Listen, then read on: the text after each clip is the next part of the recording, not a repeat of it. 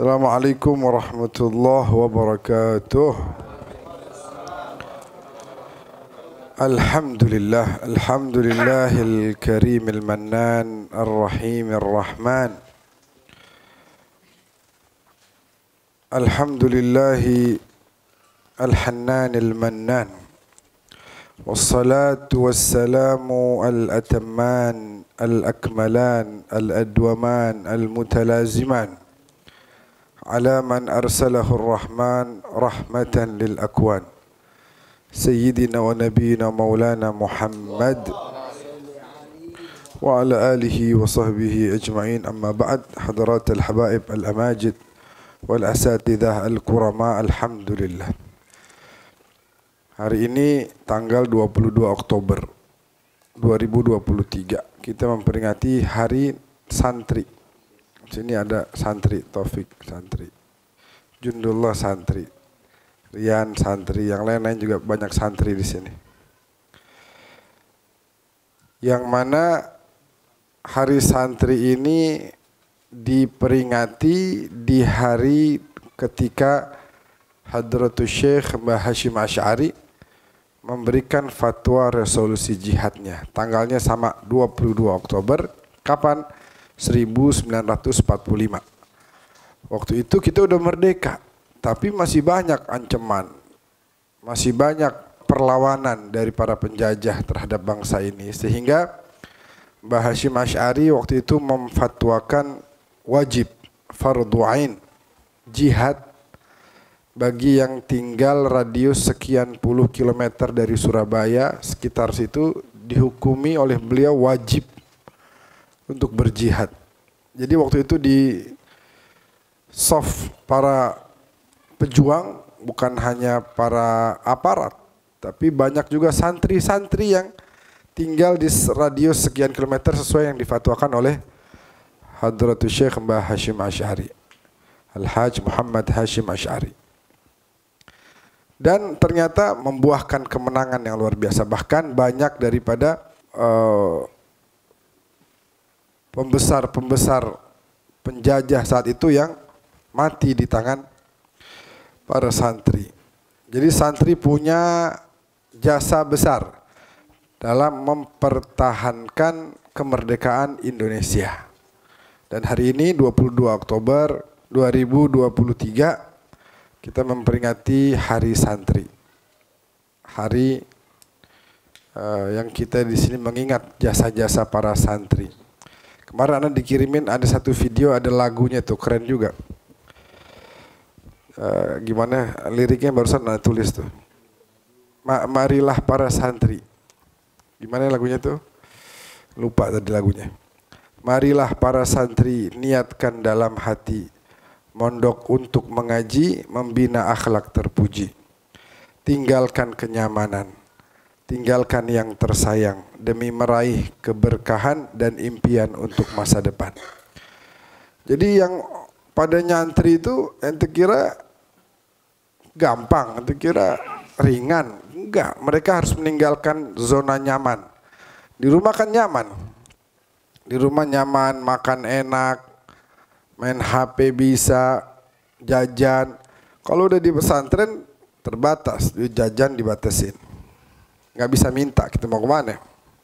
Apalagi main HP nggak bisa. Terus santai-santai nggak bisa, ada peraturan di sana, harus disiplin. Jadi niatnya para santri itu adalah untuk mengaji. Mengaji itu maksudnya adalah belajar ya. Belajar. Kemudian membina akhlak terpuji. Di mana orang dapat akhlak? Ada jadi pesantren-pesantren. Karena para santri itu wurath al-anbiya war rasul. Mereka adalah para pewarisnya Nabi dan Rasul. Nabi dan Rasul semuanya mereka mewariskan ilmu, khususnya Nabi Muhammad SAW mewariskan ilmu buat kita umatnya. Maka yang mendapatkan ilmu dia telah mendapatkan sebagian warisan dari Nabi Muhammad. Tuh ada warisan tuh dari Nabi Muhammad. Di mana ada warisan Nabi? Di pesantren-pesantren kalau ente mau dapat. Ente dapat tuh warisan Nabi Muhammad kalau ente masuk ke sono. Ya, tinggalkan kenyamanan, tinggalin nyaman, zona nyamannya dia tinggalin. Tinggalkan yang tersayang, nggak gampang. Jauh dari keluarga, jauh dari ayah ibu, jauh dari saudara, nggak gampang. Ya, tapi mereka lakukan itu apa? Demi meraih keberkahan dan impian untuk masa depan. Jadi siapa orang yang sabar sebentaran, sabar aja, sabar berapa tahun sih pesantren, sabar aja. Nah, dia akan mendapatkan kenikmatan, kelezatan hasil daripada buah daripada kesabaran dia. Kita dianjurin disuruh baca kemarin salawat nariyah 1 miliar gabungan dari seluruh Indonesia. Memang salawat nariyah ini azim ini. Anu berapa kali coba kayak di Manipa tuh yang 6 bulan gak turun hujan, kita baca salawat nariyah, langsung malam itu juga habis salawat nariyah, gak lama ada ceramah, lagi ceramah turun tuh hujan. Padahal 6 bulan gak turun sama sekali hujan. Kemarin tanggal 6 Oktober diundang ke Cianjur, 4 jam jalan ke atas Cianjur, maulid. Sampai sono ada salah satu rumah warganya, kita dikasih makan. Anda tanya itu, stafel ini mau cuci tangan, mau makan kan? Waduh, ntar nggak ada air, kering, ntar anak ambil dulu airnya. Itu. Akhirnya diambilin air cuci tangan.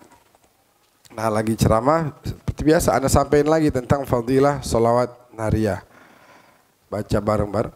Besok pagi di WA hujan Cianjur, tempatnya mereka majelis tuh. Setelah kekeringan yang luar biasa.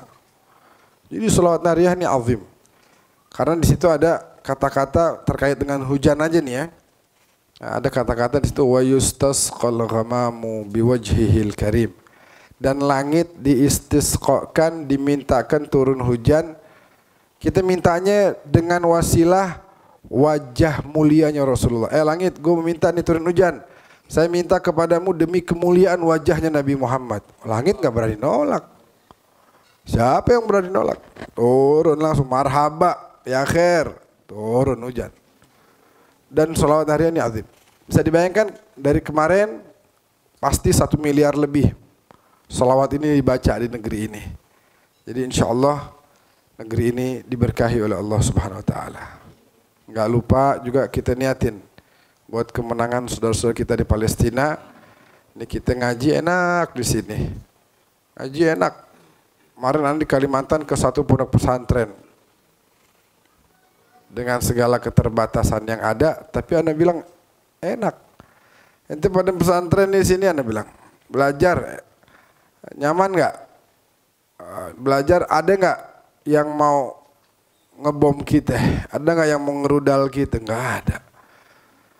Kalau pulang ke rumah mau balik ke pesantren, ada nggak yang nembakin kita di jalan? Nggak ada. Itu terjadi di sono. Dan Anda ngerasain soalnya hidup di zaman perang 1,5 tahun kita ngalamin masa perang, banyak guru-guru Anda yang meninggal, yang Anda ikut nguburin. Dan kita ngalamin yang namanya nggak ada listrik, kagak tanggung, nggak ada listrik seminggu begitu, bukan 3 jam, bukan 1 hari, nggak ada listrik seminggu. Jadi mau Azakumullah syarafal majlis, mau ke kamar mandi juga bawa botol air begituan, bakal distinjanya gitu. Saking memang nggak ada air, bagaimana mau mancing air, orang listriknya nggak ada. Begitu kita merasakan tuh. Nah di sini alhamdulillah banyak sekali keberkahan Allah berikan buat negeri kita. Jadi jangan lupa baca salawat nariyah. Bismillahirrahmanirrahim. Radhiyallahu ankum. Wa min adabil alim. Di antara adab-adab orang yang berilmu adalah at-tawadhu, merendahkan diri di hadapan Allah. Fi sirrihi wa alaniyatihi. Baik dia dalam keadaan sendiri atau juga di depan orang. Jangan ketika di depan orang tawadhu tapi dalam hatinya dia ada kesombongan. Wa yahtaris min nafsi. Dia harus jaga betul sifat itu dalam dirinya. Wan Ayyub As-Sakhtiyani, seorang tabi'in, mengatakan seorang yang berilmu itu bahkan Kata dia kalau bisa taruh terus tanah di kepalanya itu, biar dia tahu diri bahwa dia adalah satu makhluk yang tercipta dari tanah. Maka dalam hadis yang kita sering dengar ya, man tawadhu'a rafa'ahu Allah. Justru orang yang tawadhu itu akan diangkat sama Allah. Jangan kita jadi kayak api nih, apa namanya ini? Asap naik ke atas, berasa diri tinggi tapi nggak kelihatan sama sekali. Ya, justru hilang begitu aja dia. Nah, sedangkan kita pengen jadi orang yang tawadhu, nanti orang yang benar-benar rendah hati, sadar diri. Gimana cara orang bisa tawadhu? Mungkin itu pertanyaannya. Mau kita tawadhu, cuma gimana caranya? Caranya yang pertama harus kita banyak-banyak tafakurin itu, kita ini terbuat dari apa sih? Kita ini siapa sih? Bisa apa kita? Punya apa? Kita ini siapa? Nah, orang kalau tahu man arafa nafsahu arafa rabbah. Siapa yang tahu diri, dia bakal kenal Allah. Tahu diri, siapa dia? Kita ini manusia yang lemah, hamba, makhluk. La haula li wa la quwwah, enggak ada daya, enggak ada upaya illa billah, kecuali kalau Allah bantu kita. Seorang manusia, kita seorang makhluk yang kalau digigit nyamuk, demam berdarah, tepar 2 minggu. Tibang nyamuk segini. Dan terus berasa diri gede, ente sama nyamuk segini aja kalah, tepar 2 minggu. Nah, keselak aja, udah gak bisa napas, mati langsung. Keselak doang kalah. Yang begitu mau dibanggain apanya? Kesono kemari, kata Sayyidina Ali, yang dibawa kotoran mulu dalam perutnya. Apa yang mau dibanggain? Nah, orang kalau dia tahu diri, lama-lama dia bakal sadar, terus apa yang mau gue sombongin? Makanya jangan pakai akal. Kenapa iblis diperintahkan sujud dia tolak? Karena dia pakai akalnya. Fasajadu illa iblis. Kenapa iblis nggak mau sujud? Aba wastakbar. Dia menolak dan dia sombong, merasa diri besar. Kenapa dia merasa diri besar? Khalaqtani min nar wa khalaqtahu min tin. Dia pakai akalnya dia nih. Saya diciptain dari api. Ini orang dari tanah. Saya suruh sujud sama dia. Ya, enggak dah ya Allah. Minta maaf. Yang begini saya enggak mau. Padahal yang disuruh sama Allah itu adalah bukan sujud penghambaan kepada Adam. Tapi sejauh mana dia mau terima perintah dari Allah. Ini saya yang nyuruh, Allah Azza wa Jal. Anda nyuruh ente lakuin. Enggak ada kalau begini, enggak ada. Itu karena apa? Karena dia mikir. Pakai akal.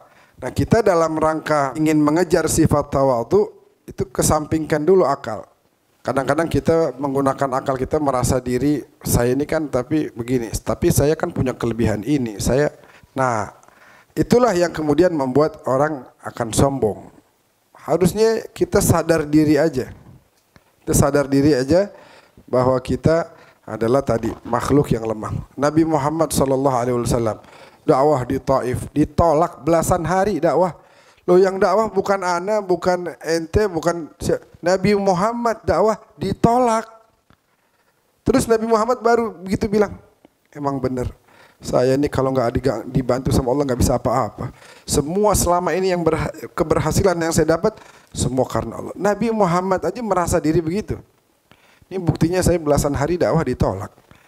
Berarti bukan karena saya ini siapa? Kalau nggak ada pertolongan Allah. Apalagi kita, kalau Nabi aja begitu, apalagi kita. Nah, tadi Anda bilang akal itu jangan, karena iblis itu masuk kepada manusia lewat akalnya. Contoh ya, manusia pengen dunia, pengen jabatan, pengen harta. Di situ iblis bermain. Menjadikan manusia ini terus terobsesi, fokusnya hanya ke situ. Atau bahkan manusia yang demennya ibadah sekalipun, iblis masuk lagi lewat akalnya. Ente ibadah, udah sujud sekian lama, masa ente nggak dapat posisi yang tinggi? Pasti ente tinggi posisinya di sisi Allah. Akhirnya membuat dia jadi orang yang sombong. Jadi iblis selalu masuk ke dalam manusia itu, gimana caranya dia merusak orang ini. Sekalipun dia orang yang demen ibadah, ibadahnya dirusak juga. Sebagai contoh sholat nih ya, sholat. Iblis tuh pengen banget kita sholatnya jangan di awal waktu. Sebab sholat di awal waktu itu punya keistimewaan yang luar biasa. Anda ingat dulu guru Anda dulu di Damaskus bilang, kalau talibul ilm wajib sholat di awal waktu. Tapi kan masih ada waktu, ntar dah asar jam 4:30 aja.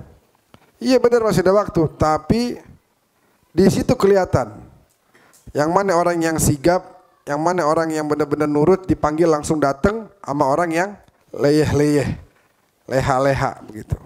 Jadi ketika kita mau sholat di awal waktu itu setan masuk tuh. Lah mau ngapain sih? Tak dulu. Mau kemana? Waktu masih panjang. Akhirnya kita, oh iya udah deh, kita santai. Bahkan maunya iblis kita benar-benar nggak sholat sama sekali. Tapi alhamdulillah kita di sini alhamdulillah sholat ya. Tapi segitunya pun tadi iblis nggak akan berhenti. Ah udah berhasil nih. Akhirnya dia nunda sholatnya. Nah mau sholat diupayakan lagi, jangan sholat.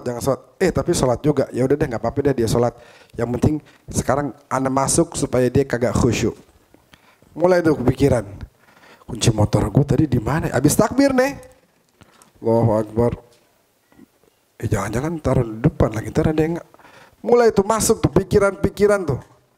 Yang kita nggak kepikiran masuk pada saat sholat. Malah kata Habib Haikal bilang, itu di mana ya? Anak taruh lupa. Itu sholat aja. Ntar juga ingat katanya.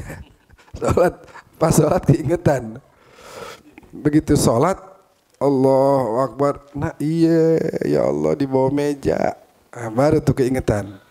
Gara-gara sholat. Subhanallah. Imam Al-Haddad dalam kitabnya tuh An-Nasaihud Diniyah wal Wasaya Al-Imaniyah dalam pembahasan al-iqamah wal muhafadzah 'ala shalat. Di situ disebutkan Imam Haddad bahwa seorang itu tergantung seberapa besar dia khusyuknya dalam salat. 10%, 20%, 50%, 80%, 100%, tergantung dari situ. Segitu nanti dia dapat ganjaran dari Allah Azza wa Jalla. Allah Ta'ala mencintai orang yang berilmu itu yang memiliki sifat tawadhu dan membenci orang berilmu yang arogan. Dan siapa yang dia tawadhu, Allah akan berikan hikmah dari ucapannya, dari perilakunya, dari sifatnya. Nabi pernah membaca surat Lam yakunil ladzina kafaru min ahlil kitab, surat Al-Bayyinah kepada Ubay bin Ka'ab. Kata Nabi, Allah nyuruh saya baca di depan kamu. Bayangin Nabi Muhammad Allah suruh baca di depan orang. Artinya biasanya kan orang yang baca depan yang alim kan gitu ya. Ayo murid, lu baca nih. Ayo kata gurunya, ayo baca. Ntar gue cek, ntar gue lihat. Bener gak bacaan lu? Kan gitu biasanya. Ini Allah suruh Nabi Muhammad, kamu baca surat Lam Yakunil depan Ubay bin Ka'ab. Nabi datengin Ubay. Allah suruh saya baca depan kamu wahai Ubay. Ubay gemeteran kali itu ya. Nabi Muhammad baca. La ilaha illallah. Habib Abdullah bin Husain bin Tahir yang nulis Ya Rabbana A'tarafna itu punya saudara namanya Tahir. Itu berdua-duaan Masya Allah kagak ada habisnya belajar ilmu. Berdua-duaan kagak ada habisnya belajar ilmu. Kata giliran Abdullah bin Husain bin Tahir yang lagi makan, dia nyuruh nih Tahir, ayo Tahir, kitab yang tadi anda baca, anda sekarang mau makan, ente baca lanjutin. Jadi nggak pengen waktunya hilang tuh. Dia makan terus nggak dapet ilmu, sayang banget kata dia. Yang saya lagi makan nih, kamu baca ya. Nanti habis ini kamu makan, saya yang baca kitab kamu. Jadi nggak ada waktu yang lewat begitu aja. Kalau kita kan kadang berjam-jam main handphone aja, rebahan, mengkhayal kapan gua kawin ya. Ejut, tahun-tahun udah lulus, kapan kawin? Model kayak gimana bini gue ntar ya? Begitu, berjam-jam. Bukan dia usaha kerja, dia mengkhayal aja. Bahkan begitu Habib Abdullah bin Husain bin Tahir sama akhuhu Al-Habib Tahir bin Husain bin Tahir. Ini dua kakak beradik yang malah Habib Abdullah pernah dikasih jam sama orang. Kata Habib Abdullah, ini jam ente mati nih ente kasih ke ana. Oh enggak, bukan mati. Emang dia kagak pakai baterai. Antum kudu puterin tuh. Saban sekian waktu sekali. Oh alafu minnak dah. Nih yang copot deh. Waktu ana suruh habis buat muter-muterin jam, enggak ada. Alafu, ana mau baca kitab. Ana mau cari ilmu, bukan mau muter-muter jam. Ahsan nanti pakai nih jam. Begitu. Beliau Habib Thahir belajar sama siapa aja. Mau yang lebih tua, mau yang lebih muda, mau yang lebih pintar, mau yang enggak. Pokoknya beliau belajar. Pasti ada ilmu yang bisa dia dapat.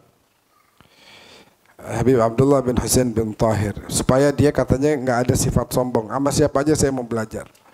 Wa qala Sa'id bin Jubair, la yazalu ar-rajulu 'aliman ma ta'allam. Seorang itu dikatakan berilmu, si fulan alim.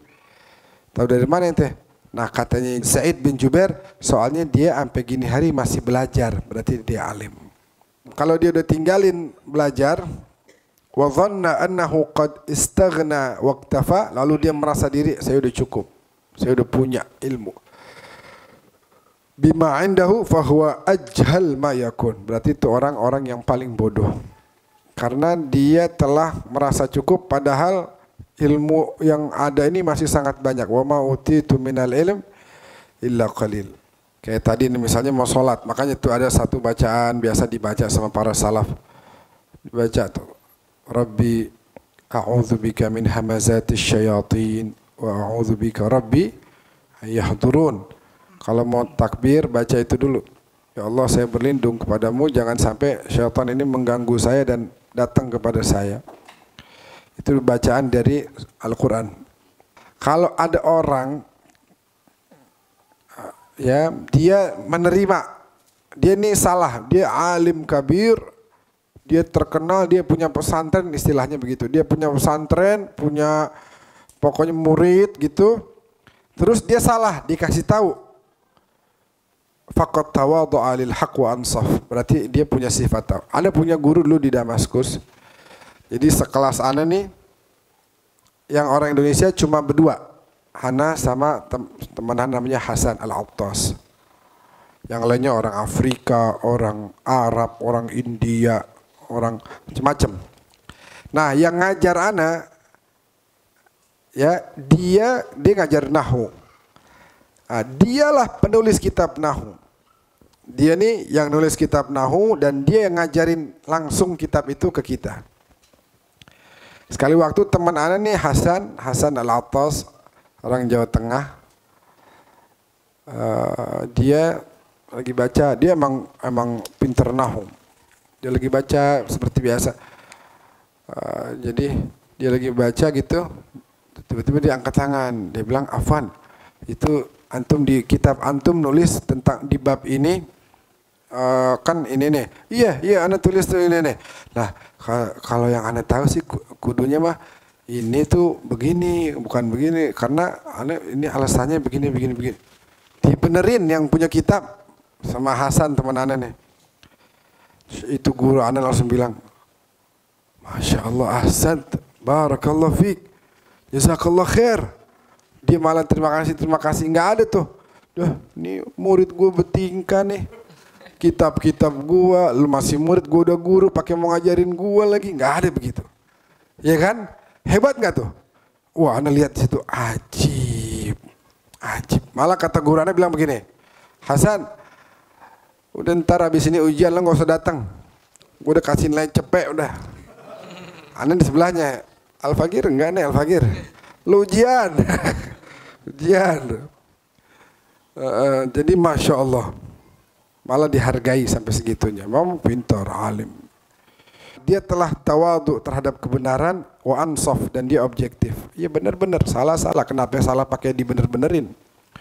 Wa hadhihi sifatut talib as-sadiq, dan inilah sifat seorang penuntut ilmu yang sungguh-sungguh, yang jujur. Yaqbalul faidah mimman kanat, dia terima ilmu dari siapa aja. Ya, guru mau dapat dari murid dia terima juga. Wa aina makanat wa inda man kanat, dari siapa aja, di mana aja. Wala yaj'alul faidal matluba waqfan ala ahadin minan nas. Enggak, pokoknya saya mau belajar sama ini aja, ini kan guru saya, kalau yang lain mah enggak. Nggak begitu. Siapapun yang kasih ilmu kudu diterima. Makanya Sayyidina Ali bilang, man 'allamani harfan kuntu lahu 'abdan. Ngajarin satu ilmu aja, satu huruf aja bakal saya jadikan dia sebagai tuan saya, sebagai guru saya. Dan kita bukan hanya minta ilmu aja, minta taufik dari Allah. Ma makna taufik? Ini taufik nih. Taufik. Ma makna taufik? Apa itu taufik? Kan kita sering bilang, mudah-mudahan dapat taufik dan hidayah, dapat taufik wal inayah, wabillahi taufik wal hidayah. Apa arti taufik? Coba. At-taufik itu adalah persamaan keinginan kita dengan keinginan Allah. Ini Allah pengen ilmu yang kita dapetin kita amalin. Nah, kita minta taufik. Artinya apa? Kita minta juga supaya kita seperti itu. Ilmu yang kita dapat kita amalin. Bukan ilmu yang kita dapat buat bangga-banggaan dan lain sebagainya. Waliyadzubillah min dzalik. Tawadhu itu adalah sejia sifat, satu sifat dan pemberian yang Allah berikan khusus untuk kepada orang-orang yang dicintai oleh Allah.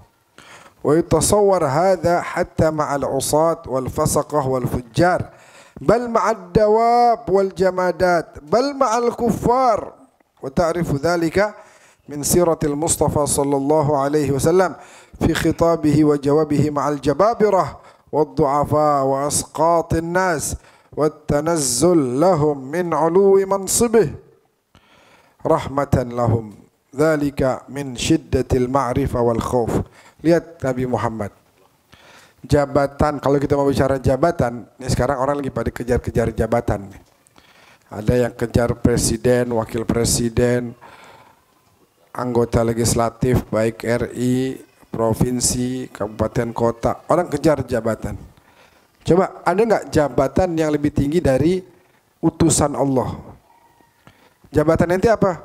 Ana ini utusan Allah. Wah, udah siapa yang mau ngalahin?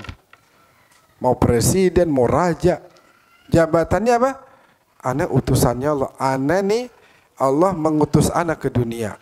Itu jabatan ana. Nah, jabatan itu dimiliki oleh bukan hanya itu.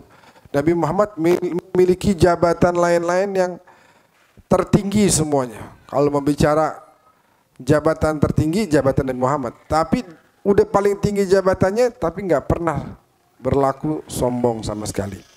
Tapi selalu tawadhu kepada siapa aja, kepada fuqara. Kemarin beberapa waktu lalu kita nyanyiin lagunya Habib Abdurrahman bin Ahmad Segaf. Apa namanya? Menerima undangan seorang miskin dan kaya tidak dipandang. Menengok fakir miskin yang sakit tak dihinakan walau sedikit. Lu, gua datang bukan dihormatin. Gua ini Nabi Muhammad, gua ini Rasulullah, gua ini utusan Allah. Jamuan yang baik, yang enak kayak yang bagus kayak masa cuman begini. Nggak ada tuh begitu. Padahal jabatannya paling tinggi. Ente punya apa? Anda punya perusahaan sekarang. Ente punya apa? Oh, kalau Anda punya ini kantor gedung gede Anda. Nabi Muhammad punya apa? Dunia sama alam semesta punya beliau. Ente mau banggain lagi? Ada kebanggaan lebih dari itu? Laulaka lama khalaqtul aflak. Ini alam semesta nih saya nggak ciptain kata Allah. Kalau bukan karena engkau. Ini semua karena engkau. Jadi semua ente cuma punya ini punya itu. Nabi Muhammad punya alam semesta. Ini punya Nabi semuanya. Sorga punya Nabi. Langit punya Nabi. Semua miliknya beliau, tapi kagak ada sedikit pun sombong. Kenapa? Katanya di sini, wadzalika min syiddatil ma'rifah wal khauf. Itu semua karena tingginya ma'rifat Nabi kepada Allah dan khauf, rasa takut.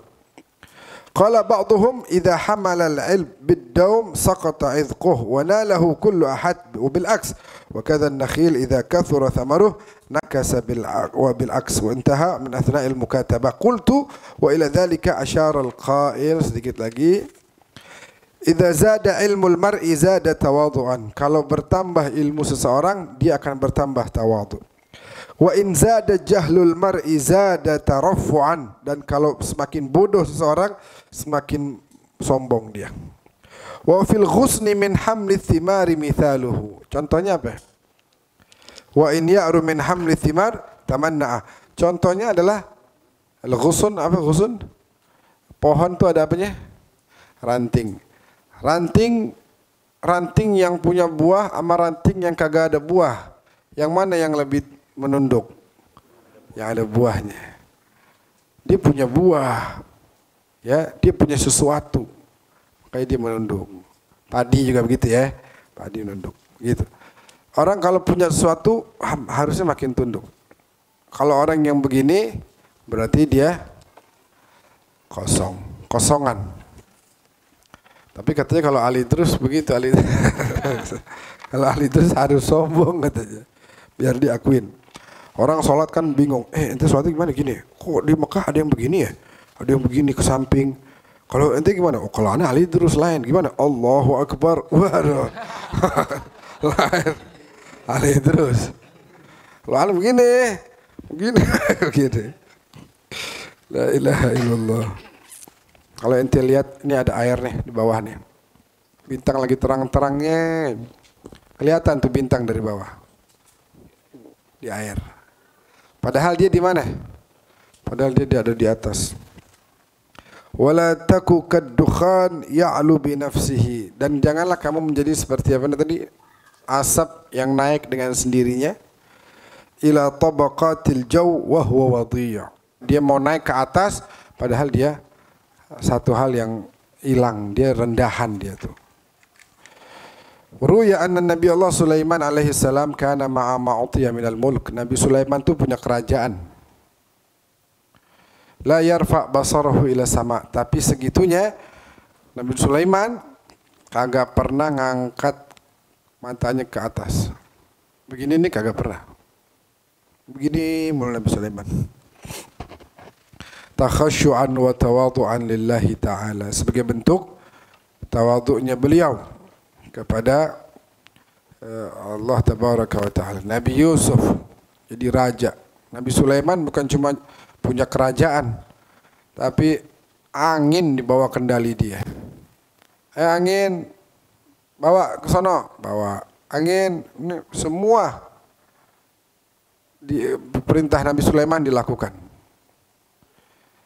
Nabi Yusuf apalagi, Nabi Yusuf kerajaan juga. Terus segitunya tawaduknya luar. Udah ganteng lagi, udah punya kerajaan ganteng. Kaya, waduh. Coba kita ganteng, kaya, raja. Waduh. Orang lewat kita tendangin semua tuh. Jangan lewat sini. Nggak lihat nih, gue kurang ganteng. Sana. Kerajaan gue nih. Wah. Ganteng, kaya, raja. Nabi lagi. Waduh. Perempuan yang demen semesir. Semesir berebutan. Kata perempuan-perempuan, udah dah, ente kan Zulaikha demen sama dia. Terus Nabi Yusuf gak mau. Ada perempuan-perempuan diundang pada motong tangannya kan. Terus apa tuh? Habis itu Nabi Yusuf dibilang gini, udah deh Yusuf, kata perempuan-perempuan nih, udah dah tenang aja, pokoknya kita bakal belain antum, tapi syaratnya layanin kita nih atu-atu nih semuanya nih. Kata Nabi Yusuf. Waduh, apa kata Nabi Yusuf? Rabbis sijnu ahabbu ilayya mimma yad'unani ilayh wa illa tasrif anni kaidahun asbu ilaihin kurang lebih ayatnya begitu. Ya Allah, sijin ahabbu ilayya mimma yad'unani ilayh. Lebih baik saya masuk penjara aja deh kalau begini caranya. Padahal Nabi Yusuf tinggal di kerajaan, ganteng, duit banyak. Ya, perempuan yang mau segitu banyak, bayangin tuh. Kata Nabi Yusuf, wah ini musibah nih, ujian. Kalau kita dapat begitu gimana? Allah baik banget. Weh, Allah baik banget. Allah baik banget.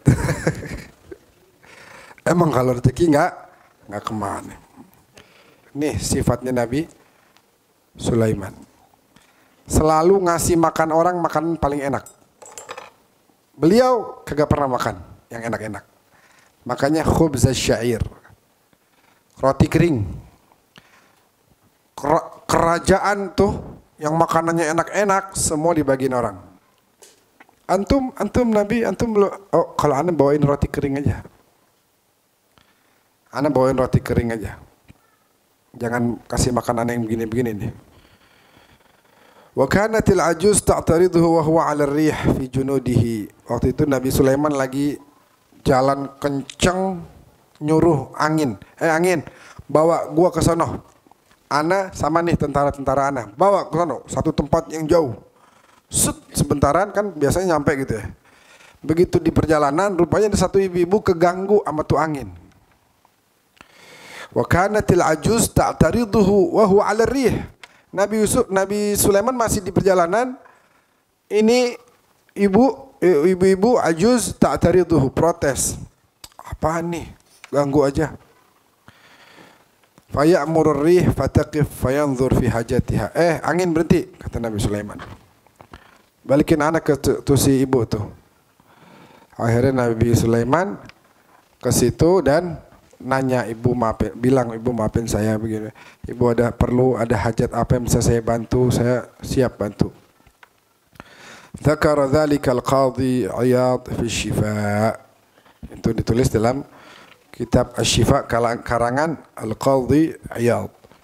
Bayangin tuh kita punya kuasa terhadap angin. Lagi jalan di angin lagi kenceng, ada yang protes. Wah, kita nggak bakal hawil tuh, nggak bakal kita reken yang begitu. Lanjut. Gitu. Kenapa? Kita punya kekuasaan. Nabi Sulaiman nggak balik. Minta maaf. Dia keganggu tuh. Dan kita harus tolong dia. Luar biasa. Artinya itu namanya tawadhu. Tahu diri. Udah dikasih kelebihan sama Allah. Nabi Sulaiman kelebihannya lebih dari kita. Kita dikasih kelebihan apa sih? Ya sedikit kepintaran misalnya ya. Allah kasih kita nih sedikit ketampanan. Ada yang suaranya bagus, Taufik, Jun. Allah kasih masing-masing ada kelebihan-kelebihan. Nah, kelebihan yang dikasih sama para nabi itu jauh lebih besar. Tapi segitunya mereka nggak pernah bangga, nggak pernah sombong. Selalu tawadhu, rendah diri, tahu diri. Ya saya mah tibang makhluk lemah, saya mah nggak bisa apa-apa. Kalau nggak ditolong sama Allah juga habis saya nih. Begitu.